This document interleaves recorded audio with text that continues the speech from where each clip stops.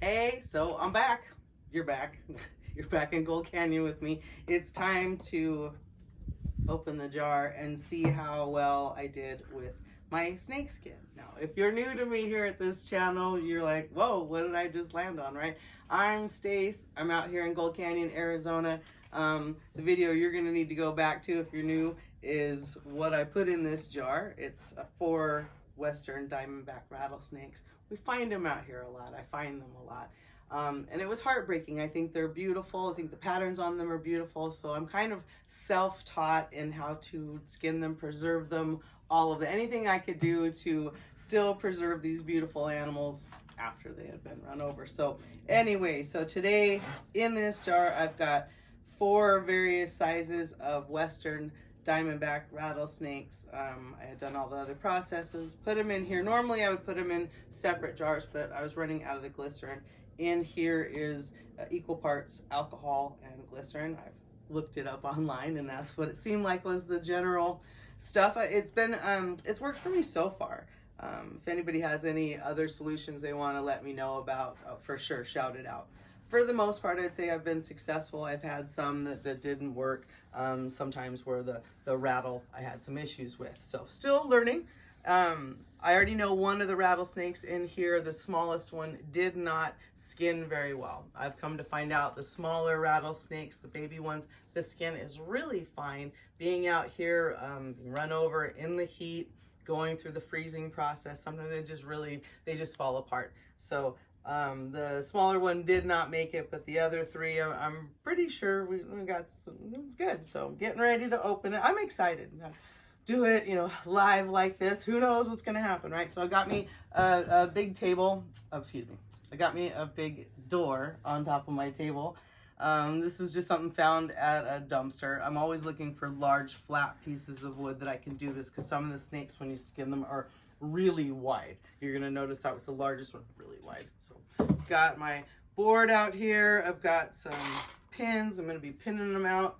I've also got toothpicks. That's because the snakes that I was able to keep their heads, I'm going to try to prop them open so when they dry, the heads are open.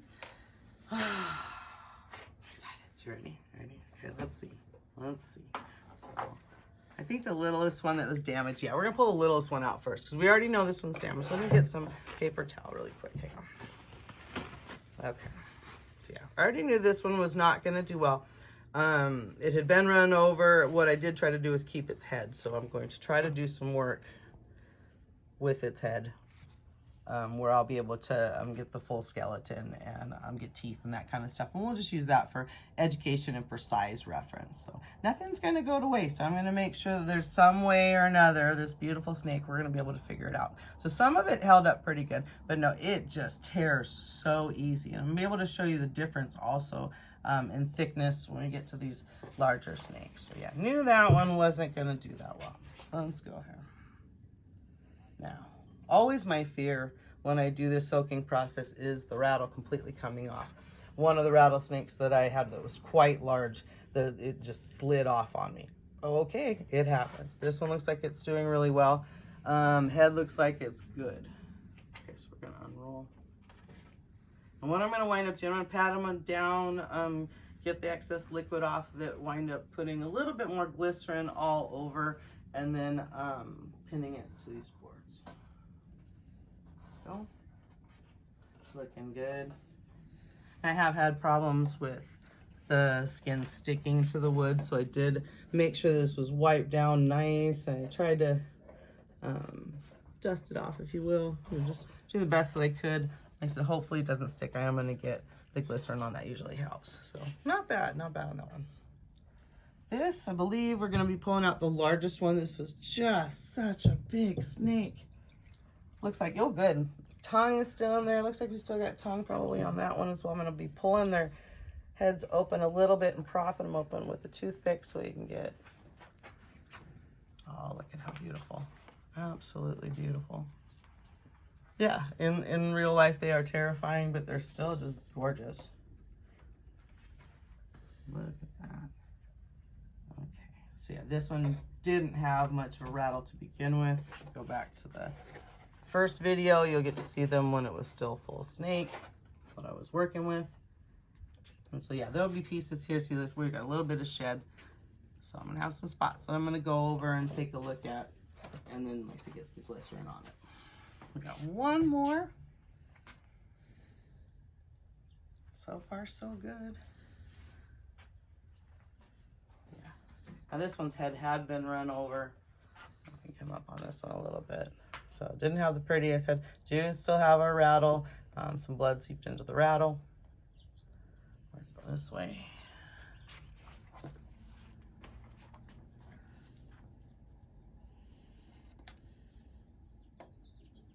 And then yeah, you can see there's some skin shed. This was the one that had the rat inside of it when I opened it. Yes, it was a full rat. It hadn't even started the digestion process at all. So I'm sure that's what slowed it down. I'm sure that's what caused it to get hit on the roads. Yeah, this is very thin. You can tell the thickness difference between this, when I'm able to move around, and this is gonna stick to this board real easily if I don't make sure that I've got enough glycerin and stuff on it. So that's gonna be the next process, is I'm gonna shut the camera off because it's a little bit more delicate work for my hands. I'm gonna pat everything down, get glycerin on them, and then tack them to this board and let them dry out. So I'd say I'm fairly successful and predictable. I knew that this was bad, but I'm gonna be able to, I'll come up with something else for it. And these guys, if I'm lucky, if it doesn't stick, it's a possibility when I go and dry this thing sticks and I lose it.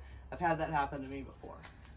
So, gonna get on it as quickly as possible and get my glycerin going. So thank you so much for watching. Thank you for following. As always, give me a good thumbs up or comments. And if you want, you can go follow me on Instagram. That's also Stace as well. So have a great day, guys. Thank you.